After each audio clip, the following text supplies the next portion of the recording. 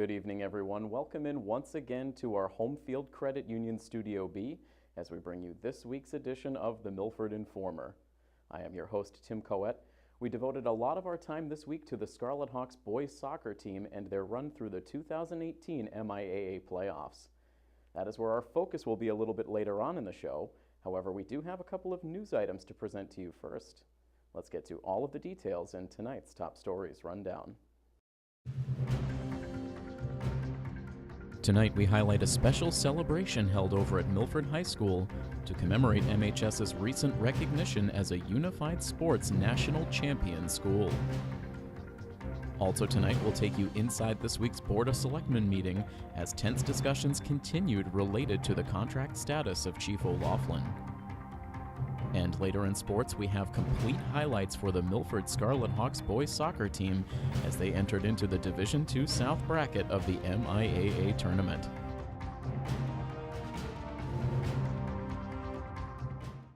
A few weeks ago, we had Jen Walsh join us in studio to discuss Milford High School's recent recognition as a Special Olympics Unified Sports National Champion School. Recently, the high school held their annual Spirit Week pep rally, where they had a very special ceremony to commemorate the school's unified champion status. Good afternoon, MHS!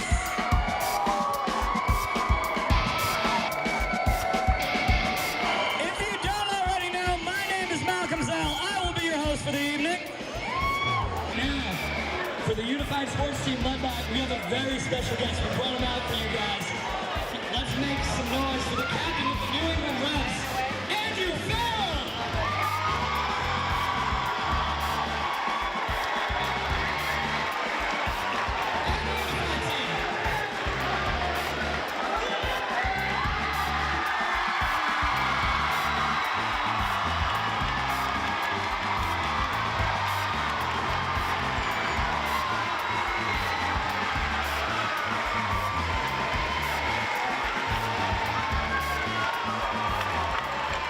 I love the school spirit. Thank you so much for having me, and thank you for the unified team for letting me talk to you tonight or today. I'm obviously not really good speaking in front of crowds, but I just want to thank you guys so much for having me. I think inclusion is very important. Everybody should make everybody feel welcome, and I think you guys did a great job at doing that. I know the seniors are excited to be here today. The sophomores, the juniors, the freshmen. So thank you guys so much for having me. Always make sure to make everybody feel welcome, be inclusive, and have a great day. So thank you so much for having me.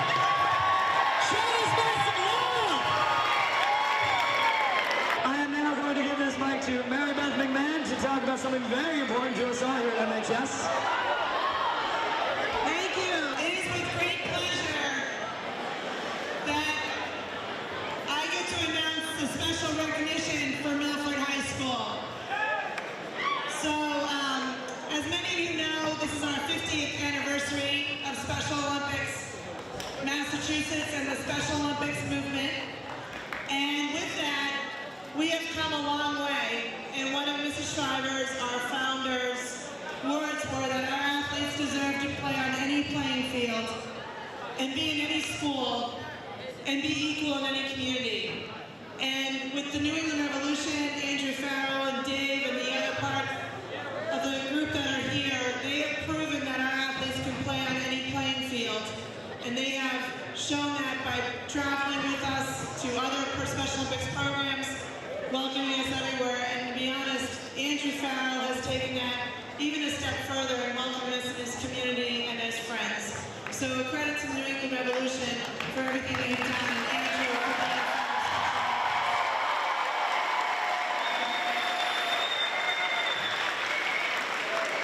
but there might not be a prouder moment for me as I stand in this high school and watch this unveiling, because there are only 10 high schools in Massachusetts, and this is the first time that Massachusetts has been recognized on a national level. And Milford, you are one of those 10.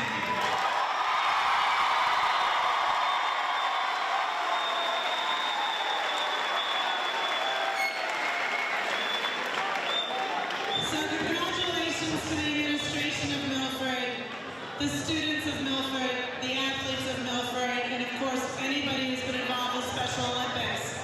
It is a proud moment to say you are being recognized as a National Unified Champion School.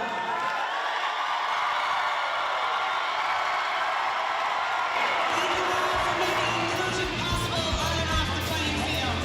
Good luck.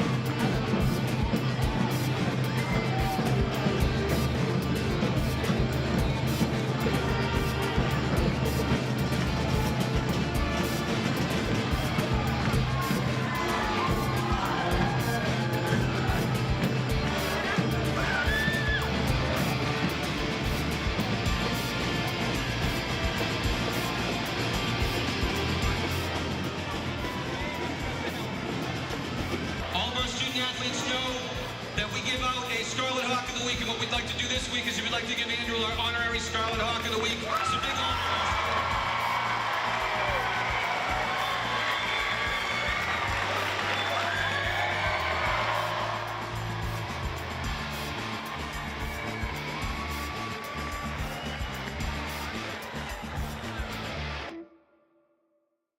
Milford residents continued to clash with members of the Board of Selectmen at this week's meeting, as the topic of the police chief's contract remains one of the biggest hot-button issues in town.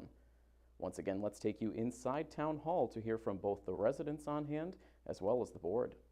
We're going to do the same rules as we did the last time. Everybody will have 3 minutes. The last time you were here, Mike, somebody surrendered 3 minutes to you and gave you 6 minutes, which is fine. The rules, no derogatory remarks. Stay on focus. Yes, sir. All right? I appreciate you guys letting me speak again. You guys entered executive session and came back with the decision that you're going to put the notion of the chief's response into the letter, the March 26th letter, I believe. I've read the letter. The letter was leaked. And I know who leaked it. And it's inappropriate. What you did was stall. You stalled for the supporters of the chief. You tried to put it in his court and make it look like he was going to be the one to walk away from the table. I know what's in the letter.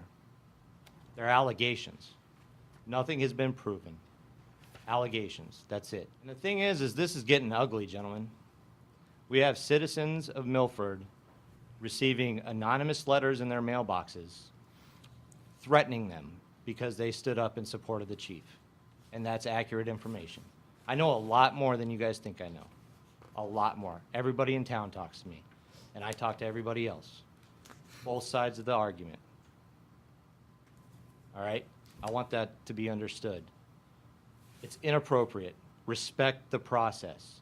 I respect each and every one of you gentlemen as men. And I respect you as men in positions of power. Mr. Chairman, I have a statement that I'm going to read right now, and I'm also going to submit it for the minutes. Can we, how about if we let, No, I think I've earned that. Okay. If you don't mind. no? Throughout this process, I've taken the advice that all of our lawyers have given to me as a selectman throughout this ordeal with the chief's contract. The result has been frustration for much of the public for not having a full understanding of how we got where we are today. I understand that and appreciate it.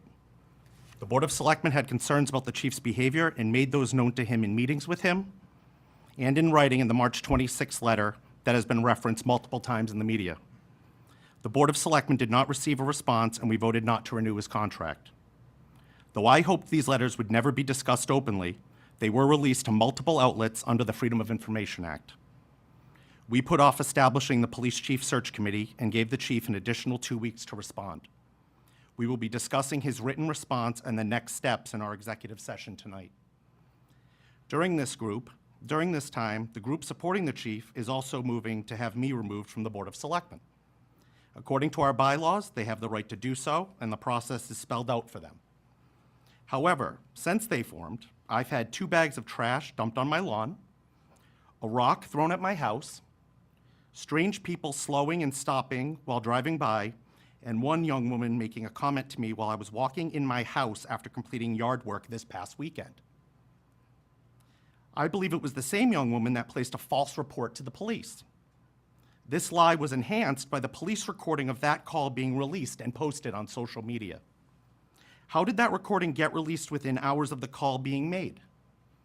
It's obvious that this fringe group is working hand in hand with the leadership of the police department, and that's unacceptable. This recall group has stooped to an all-time low, bringing up my son as fodder for removing me from office. This, folks, is completely out of bounds. When grown men, if they can be called that, have a conversation on social media about a 10-year-old with Down syndrome and the problems he faces in school, this has already gone way too far. I will not resign, and I will not be blackmailed. I promised to make the tough decisions if I was elected to the Board of Selectmen. I have kept that promise, and I will continue to keep that promise for the next 2 years. There's no excuse for targeting children, family members. That's not what this is about.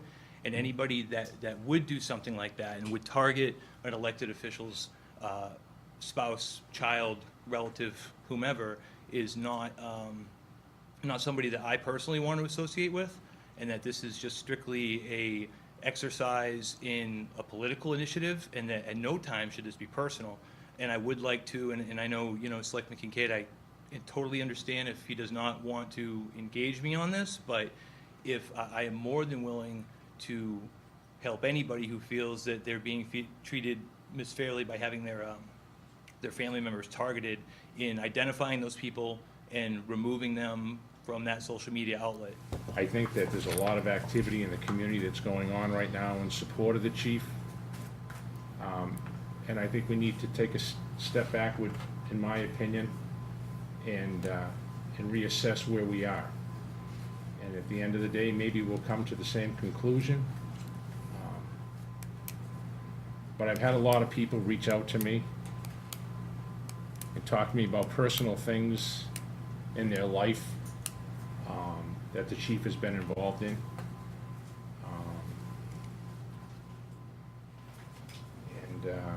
I would ask that we entertain a motion to rescind the vote that we took, or was taken, I should say, not to renegotiate the chief's contract, so that it allows us the ability to go back and sit down and have a conversation and see if we can't work things out.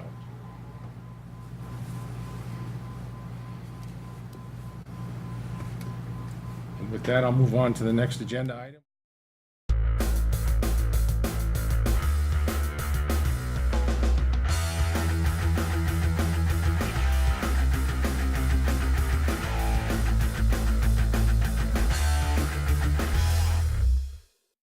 The last time the Milford boys soccer team participated in a playoff game was back in 2013, where the Hawks suffered a 6-0 blowout loss to Silver Lake. The boys started a new chapter of playoff soccer last weekend when they hosted the Bishop Fee Shamrocks. We were with the team every step of the way through the playoffs, so let's take a look at the full highlights. Playoff soccer returned to Milford High School for the first time since 2013 last Saturday night. The third-seeded Milford Scarlet Hawks welcomed in the number 14 seed Bishop Fee in the opening round of the Division II South bracket. It did not take long at all for the action to ramp up in this match. Inside the opening minute, Fee takes over possession inside the Milford attacking side and quickly transitions the ball upfield, leading to a potential scoring chance for captain Matt Zawoski. But Zawoski was not able to work his way around the Milford defense before Josh Orellana scooped up the loose ball. Just over a minute later, watch this sequence from the Hawks. Jordan Borges starts it off by dumping down into the corner. Milford then loops a pass to a wide-open Joao Vitor Nieva, who whiffs on the wide-open look. Fee then attempts to clear the ball, but it ends up right back on the foot of Borges, who blasts it over 35 yards, perfectly placed into the top right corner of the net to give Milford a 1-0 lead. About 4 minutes later, a good effort from Fian's Justin Silva keeps play alive, and then Joe Machella sends a shot from long range, but Orellana times his jump perfectly to make the save and preserve the Milford lead. Still in the opening 10 minutes, we'd see Milford feed Jordan Borges again. He'd use his speed and good footwork to make his way into the box, where he'd look to strike for his second goal of the game, but this time Fian is able to make the stop. Borges would continue to be a factor as the first half went on. Here he gets tripped up trying to play the ball down in the near sideline, and that would set up a free kick for the Hawks. Captain Tiago Carvalho would take the kick, and through traffic the ball would deflect right to Joao Vitor Nieva, who poked it past the keeper, and just over 10 minutes in, Milford would take a 2-0 lead. After Milford owned the early stages of the match, Fian would be presented with a chance to get right back in it after a whistle against Milford would set up a free kick for the Shamrocks right at the top of the box. Junior Matt Rogers would take the kick, and his shot would ricochet hard off the near post, deflecting right to Ryan Hart, who would deposit the ball into the wide-open net to cut the Milford lead in half. About 2 minutes later, Leo Coelho would work the ball deep down the far sideline. He'd then release a pass right on the money to Lucas Da Silva, who takes a moment to position himself before sending the shot in, but the ball would sail over the net. Da Silva would have another chance just a few minutes later off a free kick. Da Silva would get a great look on the net off the deflection, but the Fian keeper was just barely able to make the save. As we watch it again, the keeper misjudges the shot initially, but is able to recover in time to make a one-handed stop to deny Milford their third goal of the half. Things would quiet down over the next 10 minutes, but with the teams closing in on halftime, we'd see one of the plays of the match unfold. Trying to find an angle there was Coelho. Right now Carvalho fighting for it from his knee. And Fian trying to through ball it up. Might have an opportunity here. Here's a chance. In alone. And what a save! Orellana. Coming up huge. Zawoski was flying in. We've been talking about him and his energy. Well, he had a chance there. Denied by the foot of Orellana, trying to go low. Coming out after the break, Milford would look to once again generate scoring chances early on. Tiago Carvalho would accept a pass from the corner, and he'd weave a pass inside to Joao Vitor Nieva, who'd make a strong bid for his second goal of the game, but the Fian keeper is able to make a great sprawling save to deny the chance. We take you all the way down inside 10 minutes to go now, where Milford would have another good scoring chance off a free kick. Wallace and De Oliveira would first try for the header. Then as the ball deflects to Anthony Salvador, he'd send the ball right back in De Oliveira's direction, and he'd shoot it past the keeper, but the goal would be waved off on an offsides call. It would only take about 60 seconds for Milford to put together another strong chance. Madden loops it in. Headed high in the air. Oh, and what a keep out. And a finish! That one they can't take back. Neva assuring himself a game-winning goal. Punches that one home. It's 3-1. That proved to be the final score of the night. Backed behind a terrific performance in net from Josh Orellana and a multi-goal game from Joao Vitor Nieva, Milford defeats the Bishop Fian Shamrocks by a final of 3-1, sending the Hawks on to the quarterfinals. It was a great way for the boys to get their postseason run started. The team was initially set to host their next playoff game on Tuesday of this past week, but heavy rains gave the team an extra day of rest before they returned to the pitch on Wednesday night to face an opponent who had plenty of playoff action in recent seasons. Let's go right back to the highlights. After rain postponed the quarterfinal round by a day, eventually Milford was set to resume their playoff run on Wednesday evening as the Hawks would play host to the number 11 seed Walpole Rebels. Walpole was in search of their second upset win in a row after knocking out 6th-seeded Oliver Ames in round 1. While Milford was able to generate a lot of offense early in their round 1 victory, this game would be a defensive battle through the early going. Just over 6 minutes in, a long toss from Joey Madden would find Wallace and De Oliveira. Wallison's shot attempt would be blocked on the way in, but the deflection would find Lucas Da Silva, who would try and loop one over the keeper's head, but Dennis Crowley was able to get his hands on it for the save. Watch this play develop later on in the half. It starts right off the goal kick from Josh Orellana that gets headed forward by Joao Vitor Nieva.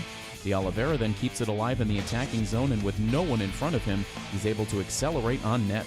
He tries to give himself a little breathing room from the defense, and Crowley aggressively comes out from net to dive on the loose ball as De Oliveira goes tumbling across the goal line. Just seconds later, it's another chance for De Oliveira off the pass from Lucas Da Silva. Wallison tries to sneak one inside the far post, but the shot trickles wide. The scoring chances would not stop there for the likely Hockomock League MVP. And now one back quickly by Lucas Da Silva. Shoots the pass ahead. Here's De Oliveira, the quick release, and it is in for the score.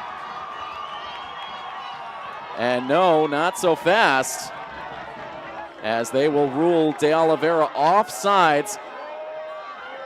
The fans ready to erupt. De Oliveira, a lightning quick release in what looked to be the first score of the night, but not so fast, as offsides is the call, and we remain scoreless. The chances would continue as the half went on for De Oliveira. With just under 19 minutes to go, the free kick from Carvalho would make its way to Wallison, but his boot toward net would be a little bit high, and despite several good chances for the leading scorer, Milford couldn't cash in, and we'd play on scoreless. Late in the half, we'd see a chance develop on the Walpole side. Here, the free kick would travel inside to Connor McDonough at the near post, and he'd send the header right at the feet of Ben Scannell in front of the goal mouth, but Scannell would be a little too amped up, and he'd blast the shot well over the net. Inside of the last 10 minutes of the half, we'd see Anthony Salvador once again provide a boost of energy off the bench. He gets the play started, pushing the ball ahead to Nieva. The ball would end up on the foot of De Oliveira, who would hoist a pass inside the box for a streaking Salvador, looking to finally break the deadlock, but Walpole's Jack McGain flies in at the last second to deflect the ball away. It felt as though Milford controlled much of the pace of play for the first half, but eventually the two sides would enter halftime with the score remaining 0-0. After the second half got off to a relatively quiet start, we'd see some important plays develop close to the midway point. Here off the Walpole toss-in, Milford tries to clear it out, but Tom Walsh would end up getting a shot opportunity, but he would send it up over the net. 10 minutes later, Milford generates a chance as Joey Madden races up into the attacking zone. With De Oliveira streaking in toward net, Madden releases a perfectly timed centering pass, but Crowley would prevent the goal-scoring chance yet again. Then with just over 20 minutes to go, Walpole would have another deep toss-in. As the ball travels inside the box, Joao Vitor Nieva would swing his right arm out as he looked to get position. He would end up making contact with the ball, and the officials would rule it a handball, giving the Rebels a penalty kick. It was Walpole's senior captain Aidan Murray who would look to make the kick. He'd get Orellana to guess wrong, and Murray would score on the penalty shot to give Walpole a 1-0 lead. With just over 10 minutes to go, Anthony Salvador would take the ball in from the far corner, where he'd get leveled by Walpole's Michael DeCenzo. The officials would let it go, and Lucas Da Silva would send a strike on net, but watch as Crowley makes a diving one-handed save, and his defense would clear the ball out. Salvador would be shaken up on the play, and he would be replaced on the field by Eduardo Castro, who would then immediately have a chance to contribute. Off the Madden toss-in just seconds later, the ball deflects right to Castro, who settles it before sending a left-footed kick past the keeper, but Patrick Sullivan, playing back on the goal line, would make a desperation stop, and Walpole would eventually clear it out. The physicality would reach new heights as this game came down to the final minutes.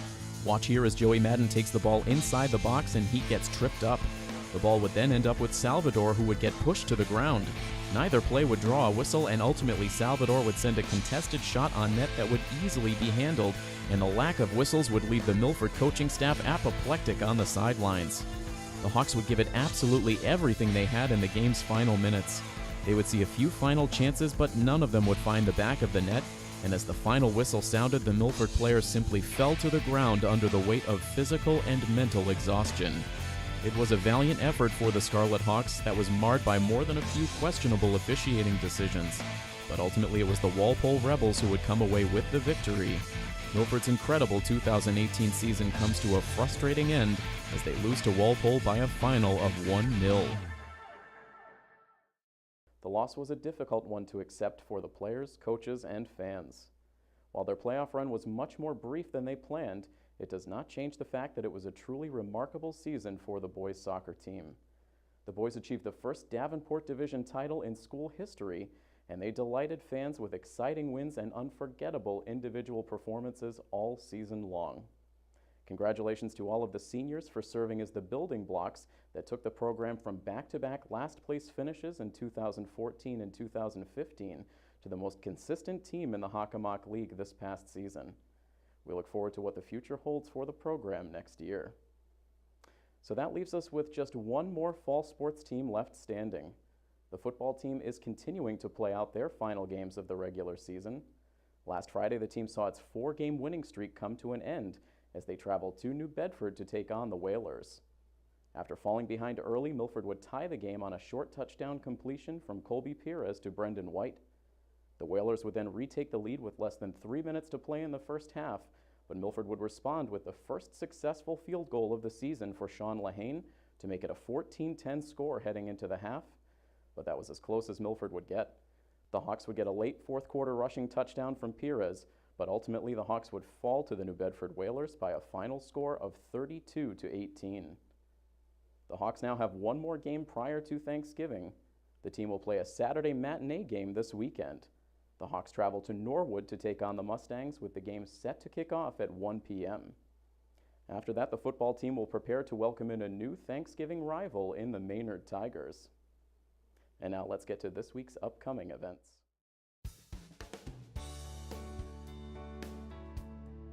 This weekend, join Thanks to Yanks as the group hosts its annual Hope for Heroes donation drive. Thanks to Yanks will be collecting items for veterans residing at various veteran homeless shelters and facilities across the area, and will also be preparing care packages to be sent to troops deployed overseas. Items needed at the drive include socks, winter gear, restaurant and grocery store gift cards, towels, bedding, toiletry items, and more. The Hope for Heroes donation drive is going on Saturday and Sunday, November 10th and 11th at DCH Milford Toyota, located at 300 Fortune Boulevard. Donations can be dropped off from 9 a.m. to 5 p.m. on Saturday and from noon to 5 p.m. on Sunday. For more information on the event, you can head over to Facebook and search Thanks to Yanks. And also on Saturday, the Claflin Hill Symphony Orchestra will open up their new season with a concert titled The Enchanted Violin. The concert will feature Sibelius's Violin Concerto and Brahms' Symphony No. 3, two works that have never been performed by Claflin before. The concert is set to take place on Saturday, November 10th, inside Milford Upper Town Hall, beginning at 7:30 p.m. To purchase last-minute tickets, you can call 508-478-5924, or you can purchase online by heading over to claflinhill.org.